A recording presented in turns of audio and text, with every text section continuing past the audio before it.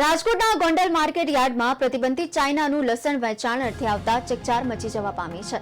યાર્ડમાં ચાઇનીઝ લસણ આવતા માર્કેટ યાર્ડના ચેરમેન અલ્પેશ ઢોલરિયા અને વાઇસ ચેરમેન ધર્મેન્દ્રસિંહ જાડેજા સહિત કર્મચારીઓ ઘટના સ્થળે દોડી આવ્યા હતા।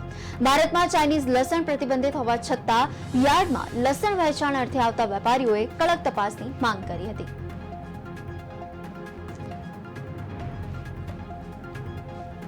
લસણ આવ્યું છે એવા અમારા વેપારીઓનું માનવું છે અને અમારા વેપારીઓનો લસણનો અનુભવ છે હીરા કરતાંય વધારે લસણને પારખે અને બધાએ અમને બોલાવ્યા કે ચાઇનાનું લસણ આવ્યું છે તો કે કાયદેસર આ માલ દાણચોરીનો ગણાય, કારણ કે ચાઇનાનું લસણ ભારતની અંદર બેન્ડ છે અને અમારા વેપારીઓની એવું રજૂઆત છે કે આ દેશ લેવલે યોગ્ય નિર્ણય લેવો જોઈએ।